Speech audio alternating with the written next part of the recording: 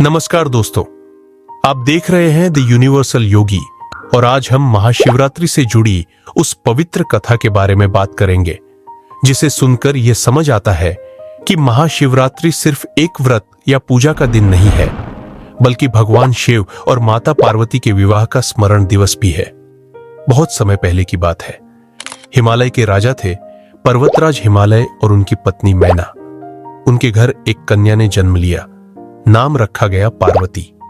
यह कोई साधारण बच्ची नहीं थी। बचपन से ही पार्वती का मन अलग था। बाकी बच्चों की तरह खिलौनों में नहीं, बल्कि ध्यान, साधना और शिव के नाम में लगता था। किसी ने उन्हें बताया नहीं था, फिर भी उनका मन अपने आप शिव की ओर खींचता चला गया। जैसे जैसे पार्वती बड़ी हुई, उनका विश्वास और गहरा होता गया। उनके मन में यह बात साफ थी कि वे शिव को ही अपना जीवन साथी मानती है। लेकिन पार्वती जानती थी कि शिव कोई साधारण देवता नहीं है।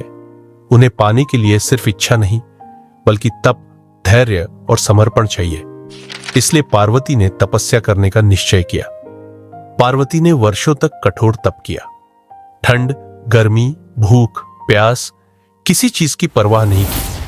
वे कभी बर्फ में बैठकर ध्यान करती, तो कभी खुले आकाश के नीचे। उनका एक ही संकल्प था, शिव को पाना, चाहे जितनी कठिनाई क्यों ना आए। उधर शिव पूरी तरह वैराग्य में थे। संसार, विवाह, बंधन, इन सब से बहुत दूर। देवताओं को चिंता होने लगी, क्योंकि शिव और शक्ति के मिलन के बिना सृष्टि का संतुलन अधूरा था। तब देवताओं ने कामदेव से प्रार्थना की कि वे शिव का ध्यान भंग करें। कामदेव ने प्रयास किया, लेकिन शिव क्रोधित हो गए और तीसरी आंख से कामदेव को भस्म कर दिया। इससे साफ हो गया कि शिव को पाना आसान नहीं है। लेकिन पार्वती ने हार नहीं मानी। उनकी तपस्या और भी गहरी हो गई। अंततः शिव ने स्वयं पार्वती की परीक्षा ली। वे एक साधु का रूप धारण करके पार्वती के पास आए और शिव की निंदा करने लगे। पार्वती को यह सुनकर बहुत दुख हुआ। उन्होंने साधु से कहा कि चाहे पूरी दुनिया शिव के खिलाफ बोल दे, लेकिन वे शिव को छोड़ नहीं सकती। पार्वती की यह अटूट श्रद्धा देखकर शिव प्रसन्न हो गए। उन्होंने अपना असली स्वरूप दिखाया और पार्वती को स्वीकार किया।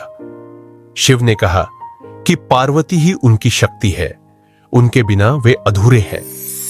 जब शिव और पार्वती के विवाह की बात चली, तो पूरी सृष्टि में आनंद फैल गया।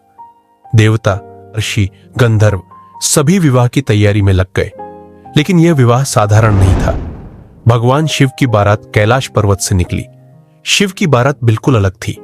उनके साथ भूत प्रेत, गण, नाग, योगी और अघोरी चल रहे थे। कोई भस्म लगाए हुए था, कोई विचित्र वेश में था। बारात देखने में अनोखी थी, लेकिन उसमें भी एक गहरी पवित्रता थी। भगवान शिव स्वयं बाघ की खाल पहने, गले में सर्प, जटाओं में गंगा और मस्तक पर चंद्रमा धारण किए हुए थे। जब यह बारात राजा हिमालय के नगर पहुंची, तो कुछ लोग पहले घबरा गए। यह बारात देखकर मैना घबरा गई। उन्हें चिंता हुई कि उनकी बेटी का जीवन कैसा होगा। राजा हिमालय और माता मैना ने पूरे सम्मान के साथ भगवान शिव का स्वागत किया। लेकिन पार्वती शांत थी। उन्हें शिव के बाहरी रूप से कोई फर्क नहीं पड़ता था।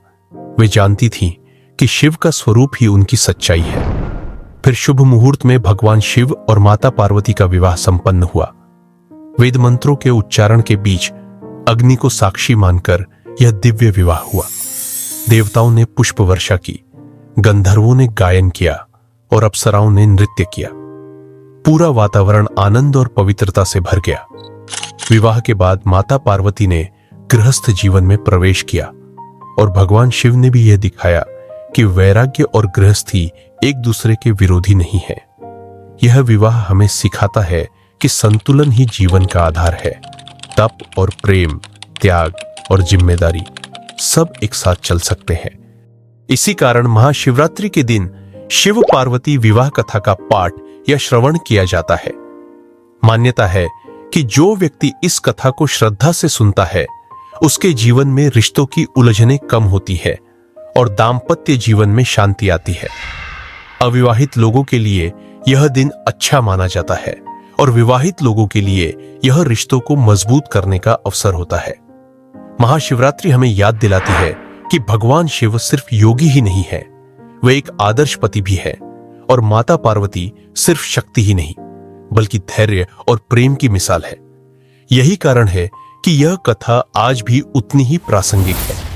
अगर आपको यह कथा अच्छी लगी हो तो वीडियो को लाइक करें, अपने दोस्तों और परिवार के साथ शेयर करें और द यूनिवर्सल योगी चैनल को सब्सक्राइब करना न भूलें। और अगर आप जानना चाहते हैं कि 2026 में महाशिवरात्रि कब है तो इस पर हमने एक अलग वीडियो बनाया है। उसका लिंक नीचे डिस्क्रिप्शन बॉक्स में दिया गया है। ओम नमः शिवाय।